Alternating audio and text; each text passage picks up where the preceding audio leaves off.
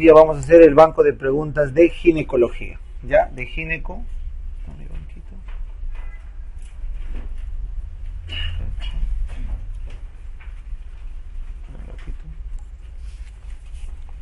Ya, miren. Es un banco largo. ¿Por qué es largo? Porque vienen bastantes preguntas. Ginecología es crítico tanto para el ENAM como para el salud. Es un paso clave. Siempre les he dicho, ya han visto en varios bancos, conmigo hemos hecho Infectum, hemos hecho varios, pues ya les expliqué que la estrategia para asegurar mínimo, un 12 mínimo, es gineco, obste, cirugía general, esos tres, fijos. No pueden negociar con eso.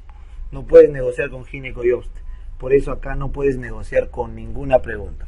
Ya 2, 3 estaban trancas, dudaremos, pero el resto no pueden fallar. Entonces recuerden por favor ese consejo, gineco y obste no se falla. ¿Ya? Por eso es importante esta clase. Los temas son pocos, eso es cierto, pero las preguntas son varias. Entonces tenemos que poder enfocar todas. El banco está mezclado, así que la metodología de la clase va a ser un repaso integral de gineco, son pocas láminas, y luego dirigidos a la pregunta. ¿Está bien? Entonces, vamos a empezar. Esta primera lámina que les he traído es para recordarles la morfofisiología de ginecología en forma sencilla. El primer gráfico que está acá, correcto, es el gráfico de los niveles del piso pélvico de Delancey, correcto. Delancey pone 3 niveles de piso de suelo pélvico. El primer nivel, el más superior, es el músculo elevador del ano. El primer nivel es el elevador del ano, arriba, ¿correcto? Es el gran piso pélvico muscular, que está formado por el pubo rectal, el pubo coccígeo y el ilio coccígeo, ¿ya? Entonces, el primer nivel es el muscular, el músculo elevador del ano, y para obstetricia, ahí está, pubo rectal, pubo coccígeo e ilio coccígeo, los tres. El que nos importa en obste o gineco es el pubo coccígeo. El pubo coccígeo entonces es el músculo que le hace el esfínter o la constricción a la vagina y a la uretra femenina. ¿Está bien? Pubo coccígeo. Sobre todo a la vagina. ¿Ya? Segundo nivel, nivel 2 de Delancey, es la fascia endopélvica. No te olvides, fascia endopélvica. ¿Y qué nos importa de la fascia endopélvica en gineco? ¿Recuerdan los dos ligamentos? ¿Cuáles eran? Cardinales o de McEnroth y los ligamentos úteros, sacros o posteriores. Cardinales o de McEnroth, que son los que fijan al útero en su posición, y los úteros sacros que lo pegan atrás. Segundo nivel de Delancey.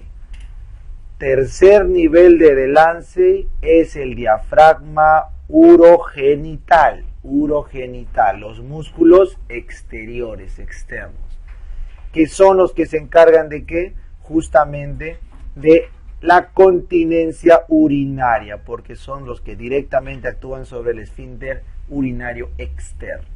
Diafragma urogenital. ¿En qué patología nos importa eso? Esto, en las incontinencias.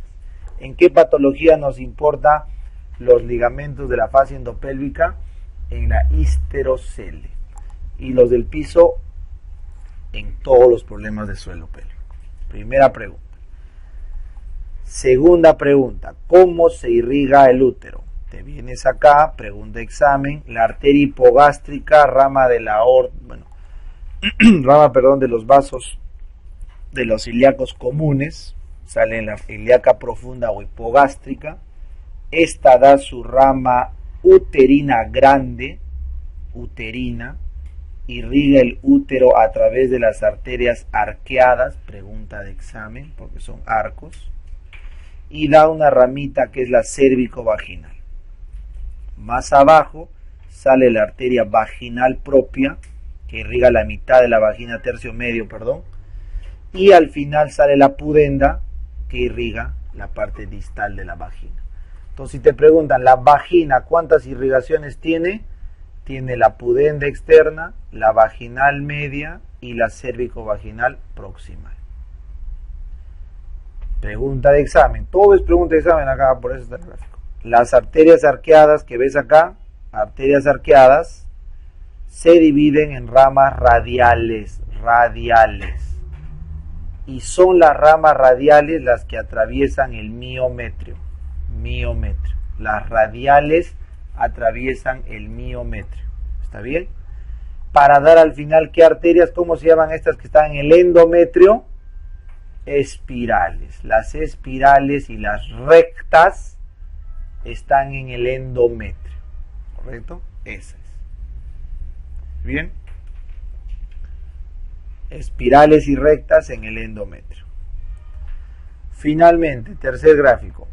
¿Cuáles son las posiciones del útero? El flexo y el verso. Acuérdate mi mnemotecnia. Verso con V de vagina. La posición del cuello respecto de la vagina es la versión. O sea, este es el cuello, este es el ángulo vagina, esta es la versión. En cambio, acuérdate de flexión. ¿Qué son las flexiones? A ver, hazte un par de flexiones. 1, 2. Tú contra tu propio cuerpo te flexionas, ¿no? Entonces, el cuerpo contra su propio cuello se flexiona. El cuello con su cuerpo es flexión. El eje del cuello con la vagina, V de versión. Entonces, ¿cuál es la posición? Antero, verso, flexo. Antero, anterior, en versión, ¿qué tal? Y flexionado. Esa es. Entonces, la clave acá es antero, verso, flexo. Muy bien. ¿Cuáles son los ligamentos que fijan al útero en su posición? Cardinales o de McEnroe. ¿Y cuál es el ligamento que lo hace flexionar hacia adelante? El ligamento redondo. El ligamento redondo lo flexiona, lo tira hacia adelante. Pregunta de examen. Y con eso, chicos, hemos repasado lo básico de anatomía. Más no se puede. Ahora vamos a fisiología. Estos 4 gráficos son de fisiología. Recuerden, cuando somos prepúberes, ¿qué hormona no tenemos elevada? La FSH ni la LH.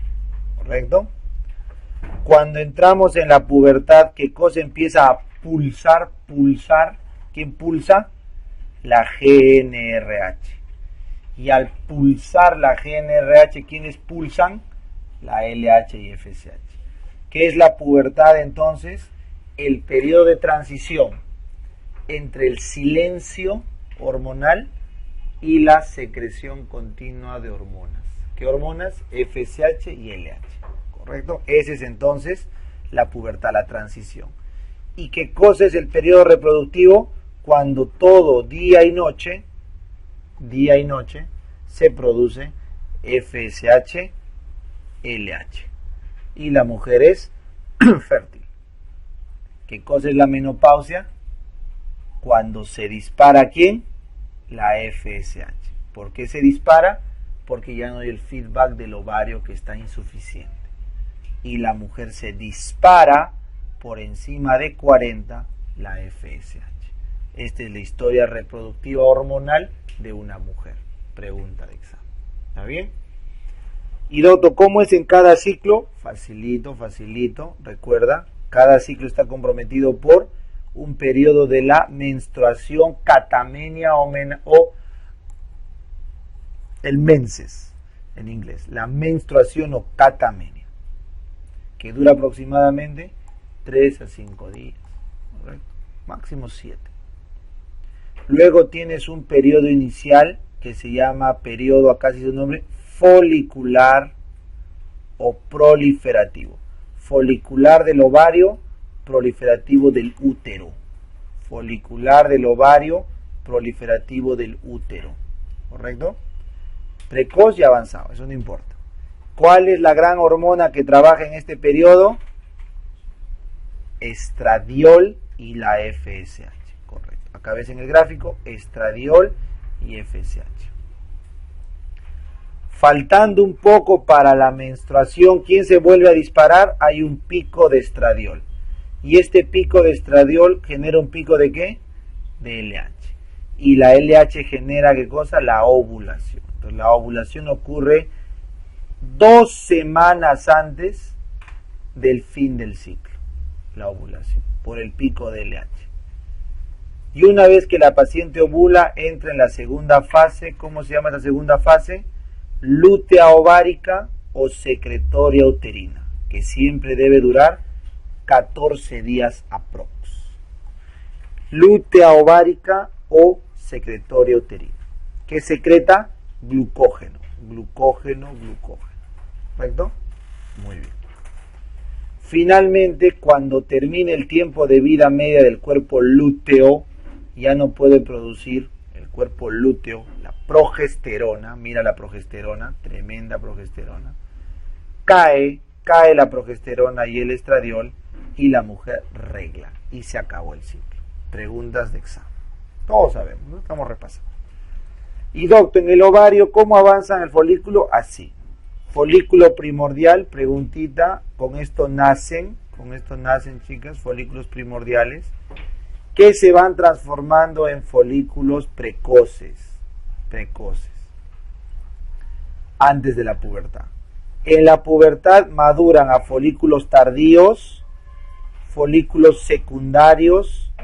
¿Por qué se llama secundario? Porque tiene antro, pregunta de examen, se llama secundario porque hay antro, y folículo de Graf. ¿Por qué se llama folículo de Graf? Porque es el único sobreviviente de los folículos, el folículo dominante o de Graf. Ese es el resumen de la morfofisiología, que nos va a permitir responder varias preguntas. ¿Está bien? Bien, siguiente lámina. Hablemos de amenorreas, ¿correcto? Hablemos de amenorreas.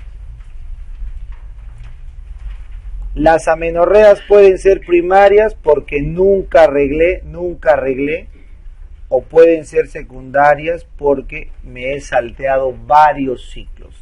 Si más de 3 ciclos no reglo, se puede ya estar hablando de una amenorrea secundaria. Otros hablan de 90 días de amenorrea. Bueno, hay varias definiciones, varias formas, pero la idea más importante es recordar: primario es no reglo nunca, secundario reglé y después dejé por lo menos 3 ciclos seguidos o 90 días. Pero esto varía con la edad. No quiero ahorita entrar en detalle, pero eso no es constante. Una amenorrea para una chica de 15 años no es igual que para una de 25. Cambian los intervalos, ¿ya? Muy bien. ¿Qué te van a preguntar? Lo que está acá, por favor. Lo mínimo que pueden hacer para su examen es saber todas las diapos de esta segunda vuelta, por favor. Ya la primera vuelta era teórica, Flor o doctor, ya. Pero ahora, cada diapo es una potencial pregunta. Entonces, si esto no lo llevan de memoria, ya, ¿por qué más se puede? Ya no se puede resumir más. 20 diapos para gineco es muy poco, ¿ya? Por favor. Entonces, ¿cuáles son las causas de una mujer que nunca arregle? Pregunta de examen. La más frecuente, ¿cuál es? Disgenesia gonadal por síndrome de Turner 45X0. Puro. Turner puro. Esa es la causa más frecuente. Si te preguntan cuál es la segunda causa de amenorrea central, correcto, congénita, es Rokitansky. Rokitansky es la segunda causa congénita. ¿A qué se debe Rokitansky? Agenesia del conducto de Müller. Muy bien. Pero ¿qué les gusta preguntar en el examen? ¿Cuál es la amenorrea primaria en mujer con masa abdominal cíclica, dolorosa, himen imperforado? Masa. Si te ponen masa cíclica, himen imperforado, porque regla y se va quedando ahí. Hematocolpos, hematometra. Siguiente pregunta. ¿Cuál es la causa más frecuente de amenorrea primaria, pero en una mujer, que en verdad no es mujer, es un pseudohermafrodita masculino? Síndrome de Morris o feminización testicular. Pseudohermafroditismo masculino, ¿qué significa? Que soy hombre masculino, XY, pero pseudohermafrodita porque me parezco a una mujer. Morris. ¿Cuál es la fisiopatología? ¿La fisiopatología cuál es? Insuficiencia o falta de función del receptor de testosterona. Morris. Y si te preguntan cuál es la causa de amenorrea primaria, pero en una mujer que parece varón, ¿cómo será mujer que parece varón? Pseudohermafroditismo femenino, correcto, porque eres XX. Eso es hiperplasia suprarrenal congénita, ¿correcto? Muy bien. Porque fallan la 17-21 hidroxilasa, ¿correcto? Fallan esas enzimas. Finalmente, si te preguntan cuál es la causa de amenorrea primaria o secundaria de origen central, primaria o secundaria central, tú marcas anorexia, ejercicio, psíquica, estrés, anorexia, ejercicio, psíquica o estrés. Ahí está. ¿Está bien? Psíquica, anorexia, ejercicio, primarias centrales, arriba, cabeza. ¿Está bien? Pregunta. Y para terminar, si me preguntan una mujer con amenorrea primaria que no huele, ¿qué es eso con anosmia? Calman, pregunta de examen. Muy bien. ¿Qué cosa es más frecuente? ¿Amenorrea primaria o secundaria? Secundaria es la más frecuente. ¿Y cuál es la secundaria más frecuente? Embarazo. Muy bien, embarazo. Entonces acá tú pones la secundaria más frecuente es embarazo.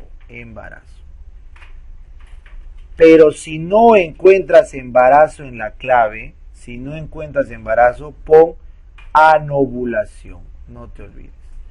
La segunda causa más frecuente de hemorragia secundaria es anovulación, o sea, problemas con el ovario, problemas ováricos. ¿Ya? Anovulación. Suficiente. Siguiente pregunta. Mujer que después de sangrar en su parto ya no regla nunca más, ¿qué es? Shija. Muy bien. Siguiente pregunta. ¿Cuáles son las hormonas que elevadas te alteran el sangrado, te dan amenorrea? ¿Cuáles son? Prolactina y tiroides. Prolactina y tiroides te dan amenorrea. Ya está. ¿Está bien? Muy bien.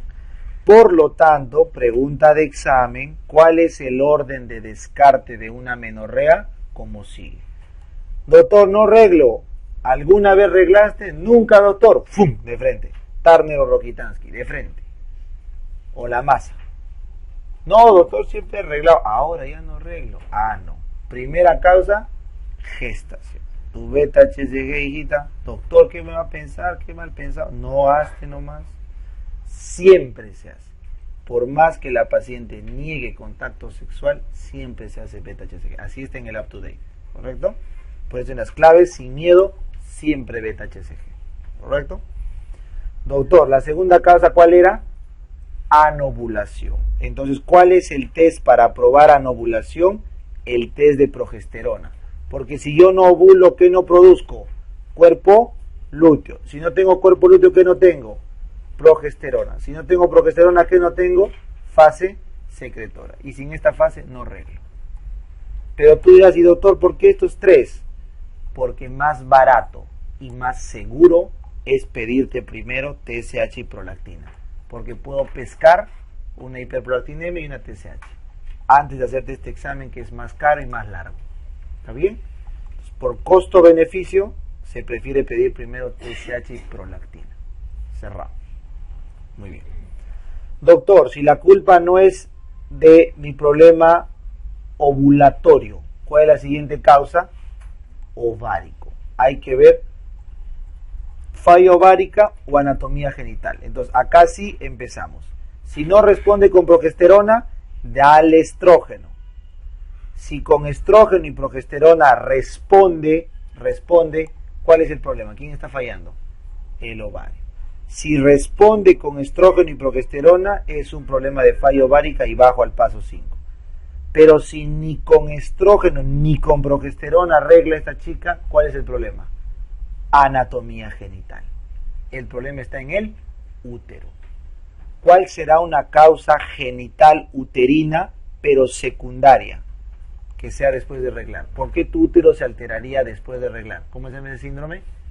Asherman. Muy bien. El síndrome de Asherman es una sinequia que deja amenorrea secundaria postinfecciosa en países como el nuestro, TB, endometritis, y en países desarrollados. ¿Por qué hace Asherman una chica en Europa? Por legrado, porque es aborto.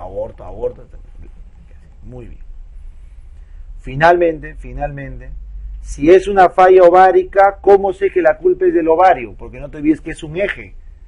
Papá hipófisis, abuelo hipotálamo. Entonces, ¿cómo sé que no es el eje? Hacemos el test de FSH. Si con FSH y LH regla la chica, ¿quién está fallando?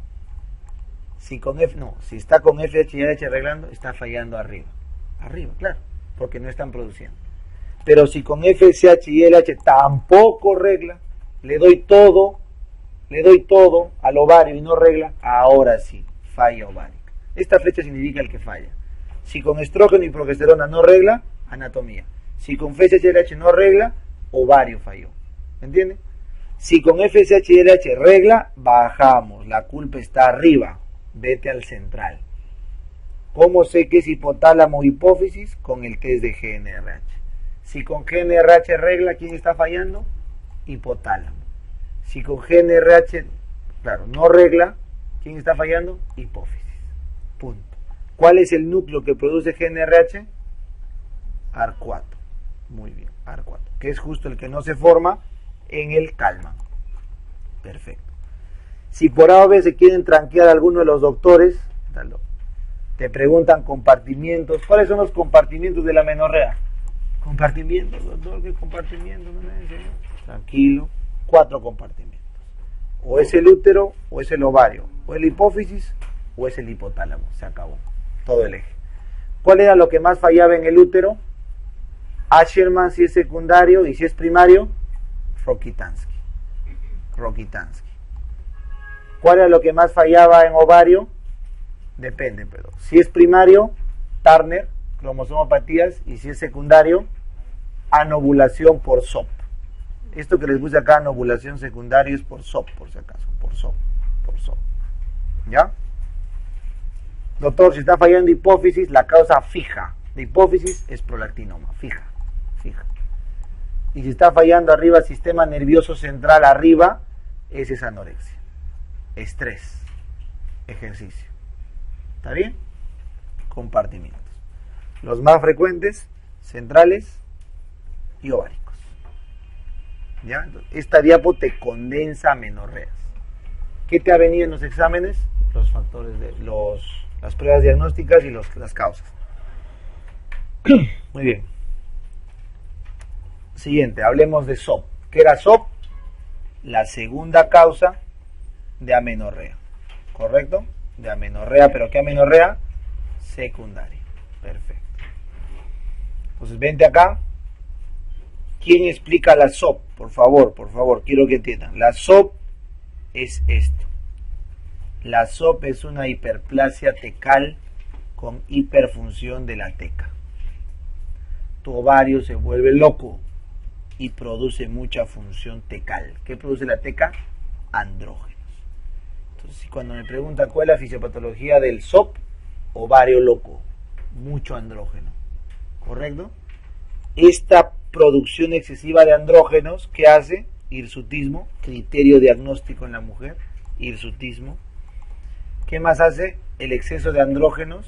El exceso de andrógenos evita la correcta formación o la ovulación correcta. Entonces, el exceso de andrógenos evita la fase o el pico de LH, la ovulación. O sea, queda anovulación.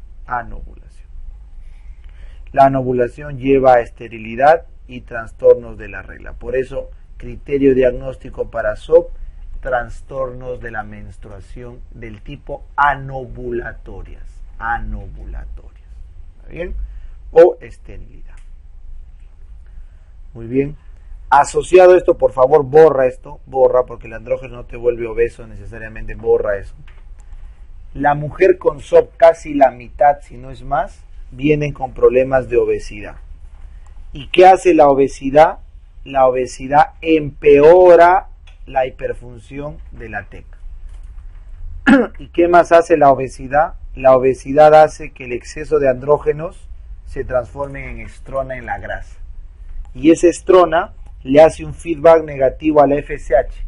Y la FSH baja el estradiol, y esta baja de los dos colabora a la anovulación. O sea que se crea un círculo vicioso.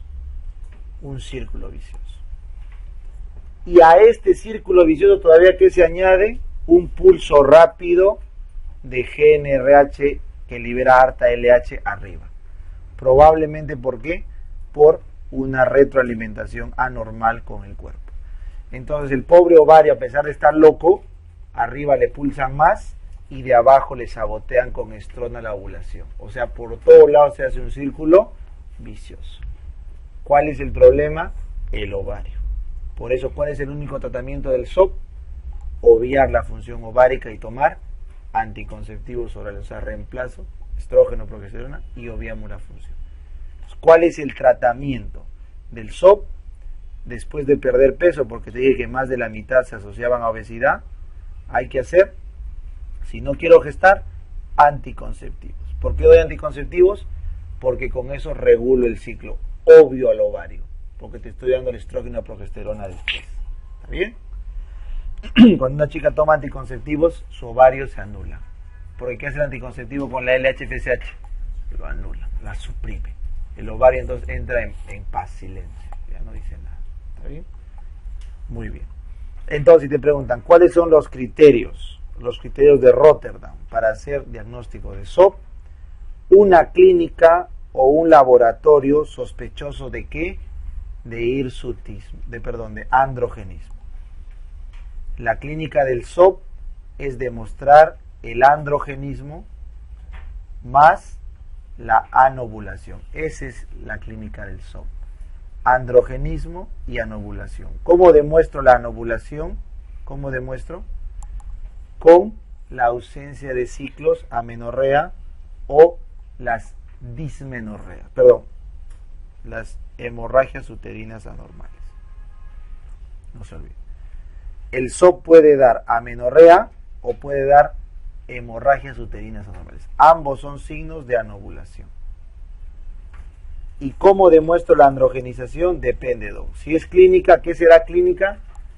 Hirsutismo, voz gruesa, obesidad central, varón, y si no, laboratorial, testosterona y LH-FSH elevadas. Estrona, ¿alta o baja? Alta. ¿Quién está baja? Estradiol. Estrona está alta. ¿Hay o no hay progesterona? No hay, porque no hay ovulación. Se acabó.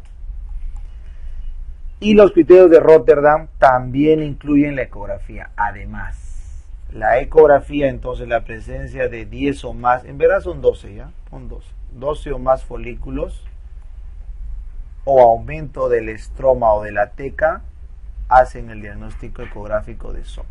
Basta cumplir uno de estos con esto y hasta el diagnóstico. ¿Está bien? Si te preguntan cuál es el gold standard del SOP, tú respondes biopsia de teca. Si te preguntan el gold standard, es biopsia de teca. ¿Ya? Pero nadie va a biopsiar una teca. Pues. El SOP se hace clínico y eco, ya está. Muy bien. Y finalmente, doctor, pero yo quiero gestar, no puedo tomar anticonceptivos. Ah, ya, pregunta examen. Citrato de clomifeno para inducir la ovulación en una mujer con SOP. Muy bien, hablamos de SOP. Siguiente, ahora hablemos de HUA, hemorragia uterina anormal. Antes de hablar de HUA, vete para acá. Perdón. Acá. Blanco. ¿Cómo es el sangrado de una mujer? Vamos a hacer bonito esto, ¿ya? Síganme. Puede sangrar aproximadamente 5 días. Y tu periodo viene el día 28. ¿Cuándo era tu ovulación? El día 14, ¿verdad? Entonces, tu sangrado menstrual, correcto, tu menstruación, tu catamenia, normalmente dura entre 3 a 7 días máximo, correcto, cada 28 días, por eso ponle acá, vamos a poner 3 a 7 días, 5 es el promedio, máximo 7. Cada 28 días, ¿no es cierto? Es la regla de un volumen más o menos de 80 mililitros más o menos 40, ¿correcto? Esa es una regla normal. Entonces, si tú reglas poquito, doctor, reglo medio día nomás, una toalla y nada más, tan poquito, sí. Hipomenorrea, Doctor, tengo que comprar, tengo que ir a Macro a comprar todas las toallas. Hipermenorrea, pero dentro de tu tiempo, pero harta cantidad, ¿correcto? Hipermenorrea. Es difícil medir eso, es difícil. Doctor, igual tengo que ir a Macro, pero ¿por qué? Porque sangro mucho tiempo, Doc, mucho tiempo. Ah, ya, cuando sacas mucho tiempo, eso es menorragia. Menorragia, sangras mucho tiempo, más de 7 días, ¿correcto? Doctor, sangro en cualquier momento, yo en verdad no sé cuándo es mi regla, todos los sangro. Ah, ¿cómo es eso? Metrorragia, cuando sangras en cualquier momento el ciclo. Doctor, yo sangro normal, igual que mis amigas, pero sangro cada 20 días, menos de 21 días, polimenorreica, sangras muchas veces al año, más de 7, más de 35, eres oligomenorrea.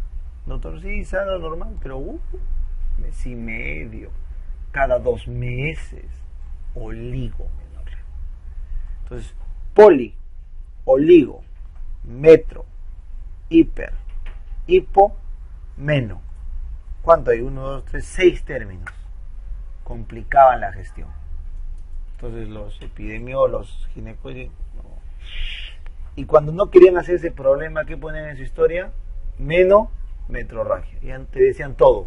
¿Qué es menometrorragia? Sangra siempre. ¿Qué opción tiene? Harto en su ciclo, en cualquier momento, o sea, sangra. Era más fácil poner sangrar. ¿Sí o no? Entonces, por culpa de estos problemas de nomenclatura, la FIGO dijo, no, ya mucho vicio. Vamos a hablar de hemorragia uterina normal, punto, que va a ser funcional, no fisiológica. Funcional nunca va a ser fisiológico un sangrado. Funcional o es un tema orgánico. El funcional se deben a SOP, a problemas de ovulación, así que no me preocupo, tranquilo más. El orgánico sí me preocupo, porque acá hay masa. Puede ser benigna o maligna, pero hay masa.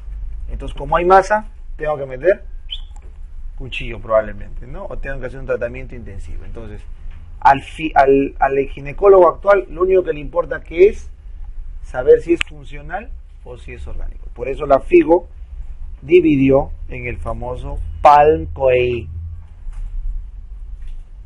PALM, las lesiones estructurales, pólipo, adenomiosis, leiomioma, malignidad, PALM, y el COEIN, como moneda, COEIN, coagulopatía, ovulatory dysfunction o endometrial, iatrogéneo y no clasificado.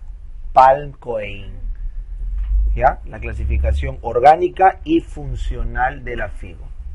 La pregunta es, ¿cómo llego pues al PALM-COEIN, no? ¿Cómo llego? Fácil. Te llega una mujer con hemorragia uterina normal, simplemente viene quejándose porque sangra mucho, sangra poco, sangra cada rato, sangra.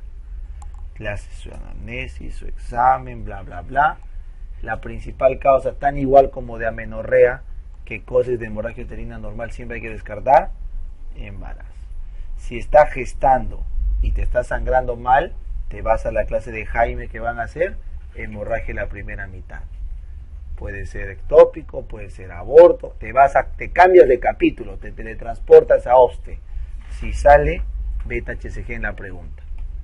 Si no sale HCG, te quedas acá conmigo. ¿Nos quedamos en qué? En gineco. Por eso el primer paso es quedarnos en gineco. Te quedas en gineco y ese sangrado es gineco. Entonces la pregunta es, si en el examen pélvico veo masa, obviamente hay que ver la lesión, pero ¿no? Entonces igual inmediatamente eco TV. Apenas se encuentra lesión, eco TV. Pero si no encuentro lesión, entonces ¿qué cosa será? Hemorragia uterina disfuncional. ¿Cuál es la causa más frecuente? SOP, y se acabó. Me pongo a estudiar su SOP. La pregunta es, ¿y si no encuentro nada, pero en verdad está ahí el cáncer chiquitito? ¿Y si está ahí la hiperplasia endometrial? ¿Y si está, y le he dado de alta con SOP, viene un año con cáncer? ¿Qué hago? Entonces, la FIGO ha dicho, si la mujer es mayor de 35, ¿correcto? A todas se le hace una eco-TV. Eco-TV. Y se les hace una biopsia. Así de fácil. El solo hecho de sangrar y ser mayor de 35 me predispone a hacer un estudio más avanzado. Eco-TV para ver el tamaño del endometrio. Si el tamaño del endometrio está grande, hay varios puntos de corte, 14 milímetros en la mayoría de literaturas, en mujer en edad fértil, y 4 milímetros aprox en una mujer posmenopáusica. No se compliquen con eso, eso va a variar según lo que lean. Si una eco-TV me dice que tengo mucho endometrio, inmediatamente, ¿qué tengo que hacer? Una biopsia, porque puede ser cáncer. Solo si este estudio me salió negativo, señora, señorita de 36 años, usted es disfuncional. Vaya a buscarse su SOP. Si no le encuentra SOP y sigue sangra, entonces, ¿qué te vas a buscar? El otro COEIN. Si no es la O de SOP, te vas a buscar el otro COEIN. Coagulopatías, endometrio, iatrogenia no clasificado. ¿Está bien? Sangrado refractario lo mandas al endocrino o al hematólogo, porque es otro problema funcional. Muy bien. En cualquiera de los casos, orgánico-funcional, tienes que tratar, ¿verdad? Entonces, lo primero que se pregunta a una mujer que sangra es, o hay que ver, su estado hemodinámico. Porque por más que sea vagina, o endometrio, perdón, por más que sea endometrio, perdón,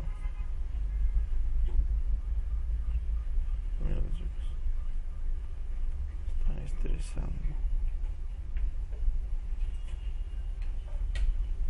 Un minuto, por favor, solo un minuto.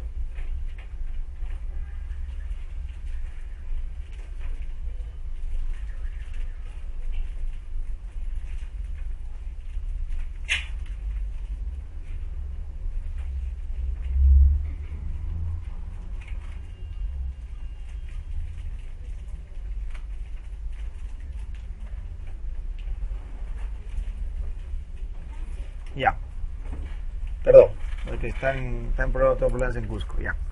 Entonces, si estás chocada por tanto sangrar, habrá que reponer fluidos, ¿verdad? Pero ¿cuál es el tratamiento inmediato para detener el sangrado cuando es muy grave? ¿Qué cosa es? Estrógeno, por favor. Estrógenos endovenosos paran el sangrado. Y después de darle estrógenos endovenosos, para parar ese sangrado grave, la dilatación y curetaje. Cuando veas una pregunta con hemorragia grave, masiva, con compromiso hemodinámico, estradiol endovenoso, bueno, estrógeno conjugado aquí no es, endovenoso, dilatación y curetaje. Solamente si no es grave, le das estrógeno por vía oral y progesterona por vía oral y se acabó. ¿Correcto? Entonces, si te preguntan algún tratamiento, es o grave o no grave. Si es grave, endovenoso y curetaje. Si no es grave, vía oral y se acabó. ¿Está bien? Muy bien. Eso es lo que quería. Doctor, y si la mujer ya tuvo sus hijos y sigue sangra y sangra y sangra y sangra, histerectomía. El único que resuelve el problema. Muy bien. Muy bien. Seguimos. Entonces, del PALM, de la región de la lesión orgánica, pólipo, adenomiosis, leiomioma o malignidad e hiperplasia, vamos a estudiar al leiomioma y a la hiperplasia y malignidad ahorita. ¿Está bien? Entonces, vente acá. Si te preguntan mioma uterino, hay tres tipos: submucoso, intramural y subseroso, ¿verdad? Todos saben eso. ¿Cuál es el más frecuente? Intramural. ¿Cuál es el que más sangra? Submucoso. ¿Cuál es el que más se torsiona y da abdomen agudo? Subseroso. Abdomen agudo. Perfecto. ¿Cuál es el que hace sangrar más a todas las mujeres del mundo? El que le da a la mayoría cantidad de mujeres. ¿Cuál?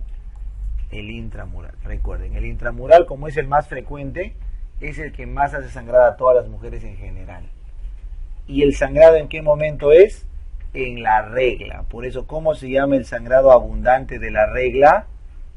¿Cómo se llamaba? Hipermenorrea. O hace que tus reglas duren mucho, menorragia. Pero el submucoso, como puede estar afuera y sangra en cualquier momento, ¿cómo se llama ese sangrado de cualquier momento? Metrorragia. Correcto. ¿Cuál de los tres crees que sea el que más duele? El subseroso, porque se dobla, duele, porque hace de más, duele. Entonces, vente acá. Si te preguntan, ¿cuál es la clínica más frecuente del mioma? ¿Tú qué respondes? Asintomático. No duele, no sangra. Pero si hubiera clínica, la clínica más frecuente es sangrado primero y dolor segundo. Sangrado, dolor. ¿Correcto? Y si te preguntan cuál es la complicación más importante del mioma, tú respondes problemas de fertilidad, sobre todo el mioma submucoso. Submucoso, fertilidad, submucoso, fertilidad. Y para el parto, ¿cuál será? Parto subseroso. Submucoso no deja concebir, subseroso no deja dar trabajo de parto, parir. Exacto. Así te acuerdas. Submucoso no deja concebir, subseroso no deja parir. Ya está. Vente para acá. Y doctor, ¿cómo se trata? Fácil. Si hay sangrado uterino anormal, si hay dolor crónico, clínica de compresión, tamaño mayor a 9 para varios estudios, o te da infertilidad, hay que operarlo. ¿En algún momento he puesto operación en plena gestación? No, no se opera el mioma en la gestación porque aumenta el riesgo de sangrado. ¿Bien? Si es pequeñito, asintomático, climatérica o está gestando, expectante. Doctor, si no lo puedo operar porque es muy grande, porque la mujer no quiere, ¿qué opción le puedo dar? Agonistas de la GnRH. Tratamiento médico. Agonistas de la GnRH. Y para terminar, ¿cómo puede un mioma complicarse? Depende, doctor. En la mujer de edad fértil, degeneración hialina en edad fértil, lo más frecuente. En la posmenopáusica, calcificación. En la embarazada, degeneración roja. y cáncer menos del 0.1%. Y con eso hemos terminado el PAL, la L de PAL. Ahora, ¿qué nos queda? La M de malignancy, todavía no la vamos a ver, pero vamos a hacer su predecesor, hiperplasia. La hiperplasia endometrial, ¿qué cosa es? El aumento patológico del tamaño del endometrio. ¿Cómo se diagnostica la hiperplasia endometrial? ¿Qué se pide primero? ECO-TB para ver el tamaño, les dije, mayor a 14 milímetros, 12 si quieres en algunos, y mayor a 4 milímetros en las posmenopáusicas. Ese endometrio está grande. Un endometrio grande obligado se tiene que biopsiar, porque tú no sabes si es cáncer o no es cáncer. ¿Qué te puede dar en la biopsia? Simple, atípico, complejo, simple o complejo, típico o atípico. Pues no, es el combo. Se llama atipia al cambio celular y se llama complejo al cambio glandular. ¿Está bien? Muy bien. Doctor, ¿por qué me daría hiperplasia endometrial? ¿Cuál es el principal factor de riesgo que hace crecer el endometrio? Exceso de estradiol o exceso de estrona. ¿Ya? La edad no está bien estudiado, pero puede afectar. La terapia estrogénica de reemplazo tiene un RR hasta de 10. Menopausia tardía, nulliparidad, SOP, obesidad, diabetes, tamoxifeno, son factores de riesgo. ¿Correcto? Yo estoy en clase. No puedo, llamar a Henry. ¿Qué pasó?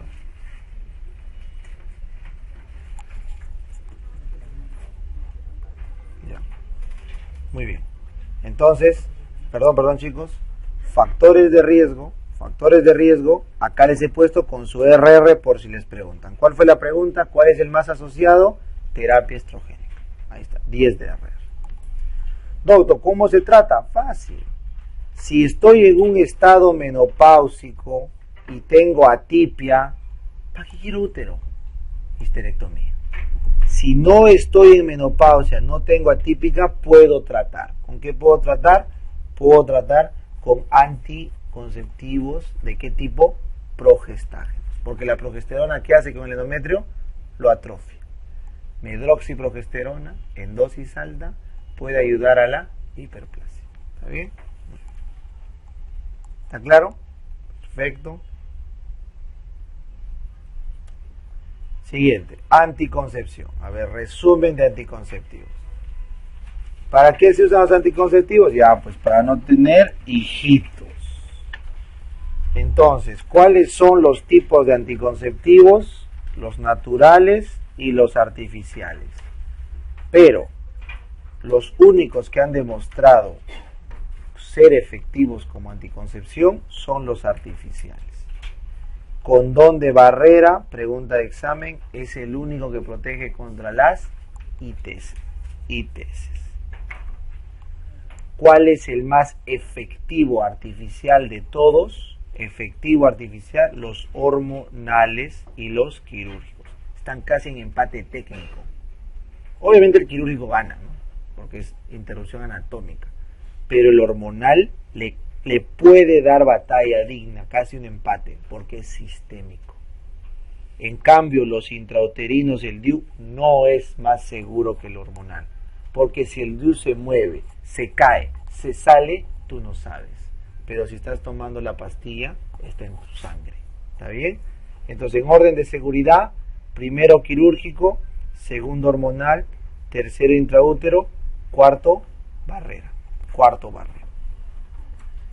Entonces, si preguntan, ¿cuál es el método natural? ¿Cuál es la lógica del método natural?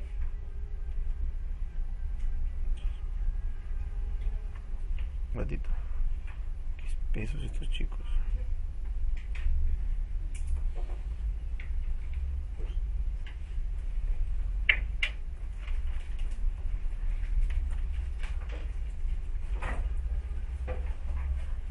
Ya.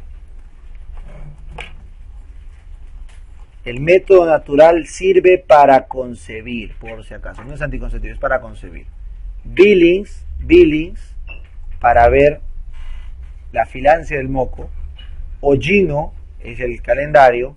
Sintotérmico, el aumento de 0.3 grados después de la ovulación. Y el MELA, bueno, ese sí, por la lactancia. Es para ver cuándo puedo tener un hijito. ¿Ya? Bueno, entonces esto no vamos a hablar de estos de acá. ¿Cuál es el más preguntado de todos? El anticonceptivo oral. El anticonceptivo oral es el más preguntado de todos métodos hormonales. Entonces empezamos acá. ¿Cuál es el combo? Anticonceptivo oral es estrógeno más progesterona. Estrógeno más progesterona. ¿Cuál es el que hace el efecto anticonceptivo? Progesterona, porque inhibe arriba a la LH y abajo espesa el moco cervical. Su doble mecanismo de la progesterona es estimular al LH y el moco cervical. En cambio, el estrógeno, ¿qué es lo que hace? Le da más potencia solamente. Potencia a la progesterona. Potencia. Muy bien. Vénganse acá. Vénganse acá. La progesterona que ves acá tiene varias generaciones. Primera, segunda, tercera. En cambio, el estrógeno es el mismo para todas las pastillas. Etinil-estradiol en dosis baja. Se acabó. En cambio, progesterona cambia. Pregunta examen. ¿Cuál es la progesterona? Con el peor perfil lipídico, el que tiene los lípidos, bueno, no voy a poner una flecha para abajo, sino para arriba. El que te sube más los lípidos, ¿cuál es? Las de segunda generación. ¿Correcto? Acá está el levonorgestrel, acá está el dionogestrel, el norgestimato, que son de anticonceptivos antiguos. En cambio, los de tercera generación, como el gestodeno, el etonogestrel, tienen un buen perfil lipídico. Qué bonito, doctor, voy a comprarme Yasmín. Aguanta. Trombosis venosa profunda. Pero son los que tienen el peor perfil trombofílico. Exacto. Por eso, si tienes algún factor de riesgo de trombofilia, trombosis venosa profunda, está totalmente contraindicado. Si hubo un antecedente de trombosis venosa o embolismo, contraindicado un anticonceptivo. Y si tienes un mini riesgo, no ha sido tromboembolismo ni embolia, un pequeño riesgo, no tomes de tercera, toma de segunda. ¿Correcto? Muy bien. Finalmente, ¿cuál es la progesterona que más bloquea a los receptores de andrógeno? El acetato de ciproterol. Por eso se usa para el SOP. ¿Ya?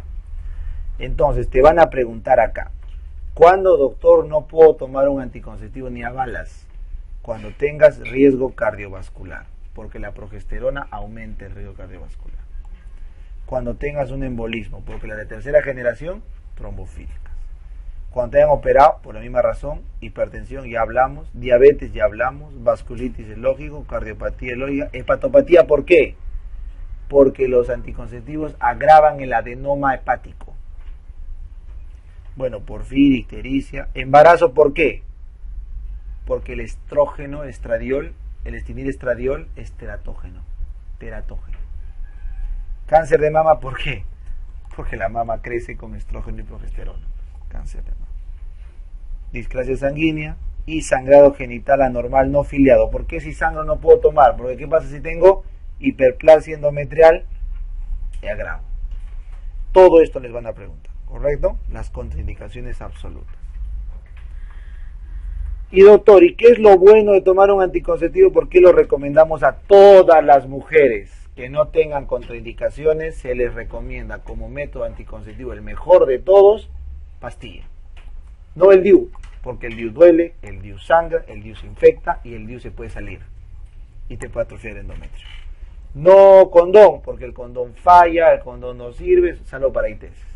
Entonces, si no hay problema de ITS, el mejor método es el anticonceptivo oral.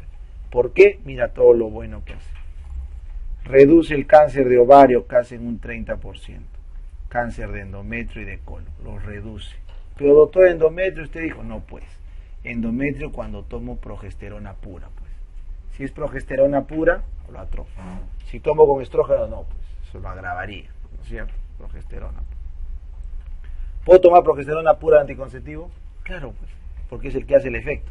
Pero ¿puedo tomar estrógeno puro anticonceptivo? Pues no. Reducen los ectópicos. ¿Cómo? No es que reducen, sino que comparado con el DIU, tiene menos ectópicos. Reducen la EPI, ¿por qué? Porque el moco se espesa. Moco espeso, no pasa la bacteria. Baja la dismenorrea y regulan tu ciclo. Ya no te duele tanto. Disminuyen el sangrado. Sangras menos porque atrofia la progesterona. Hay menos anemia. Ciproterona dijimos pandrógeno. Mejora la patología de mama, pero la benigna, no la maligna. Mejora un poco la osteoporosis y puede mejorar algunos cuadros de artritis. Entonces, hay múltiples beneficios por los cuales tomarlos. Y también contraindicaciones. Esto viene, bien. Para terminar, vamos a hablar de el DIU. El DIU puede ser de cobre, dura 10 años, y su función es destruir a los pobres espermatozoides, ¿no? Su gran función del DIU de cobre es destruir a los espermatozoides. Luego tienes el DIU de levonorgestrel. El DIU de levonorgestrel dura solo 5 años y su trabajo es, ¿qué cosa? Espesar el moco para que no pasen los espermatozoides. Y ambos, tanto el de cobre como el de levonorgestrel, ¿qué hacen? Inflaman el útero. Para que no haya, ¿qué cosa? Implantación. Por eso, el DIU es un método antiimplantatorio. Puede servir de anticonceptivo de emergencia pasado el día 3. Nunca se olvide. Hasta el día 3, ¿quién jala? La pastilla el día siguiente, ¿no es cierto? Porque espesa el moco y incapacita o altera, en todo caso, el pase de los espermatozoides. Pero si te pasas del tercer día, hasta el quinto puedes ponerte un DIU. Al ponerte un DIU antes del sexto día, cuando venga el producto, cigoto, bueno, en ese caso el blastocisto, no va a poder implantar, porque hay una inflamación local que evita la implantación. O sea, es abortivo. ¿Está bien? Entonces, segundo método de emergencia, después de la pastilla, el DIU. Pasar el quinto día, caballero, mifepristona. ¿No es cierto? En la guía de anticonceptivo oral de emergencia, pastilla el día siguiente, progestágenos en alta dosis, DIU de progesterona, mifepristona. ¿Ya? El orden. Muy bien. ¿Cuándo se debe insertar el DIU? Después de la regla, a los 3 días de que está terminando la regla. Después de empieza la regla, trabajando, ahí. ¿Cuál es el principal efecto adverso al poner un DIU? Duele, pues claro, duele. ¿Cuál es la peor complicación? Perforar el útero. Que migre y no funcione. Y que se infecte, que te dé una EPI en el primer mes del DIU. Solo en el primer mes. Doctor, y si me da EPI cada vez que me ponen DIU, ¿qué hay que descartar? Pregúntale Nam. Actinomyces israelí. Muy bien. Doctor, ¿qué pasa si salgo gestando con mi DIU? ¿Se falló mi DIU? ¿Qué pasó? Ya. Error del DIU se asocia a más cantidad de ectópicos. Cuando falla el DIU, te da más ectópicos. Doctor, ¿puedo abortar? Sí. La mitad aborta. Por lo tanto, ¿qué se hace el DIU en la primera mitad de la gestación? Se retira. En cambio, en la segunda mitad de la gestación, ¿qué se hace con el DIU? Se deja. ¿Está bien? Doctor, y cuando me retiran el DIU, ¿cuál es el principal efecto adverso del retiro de DIU? Sangrado. Porque el útero le ha agarrado cariño, entonces lo empieza a agarrar con su endometrio, se ha pegado al endometrio, tú lo sacas y sangra. Muy bien. ¿Cuáles son las contraindicaciones absolutas de un DIU? Embarazo, salvo que quieras pues perderlo, ¿no? Eso voy a poner así. Ya seguimos. Ya estamos terminando. Falta cáncer y acabamos.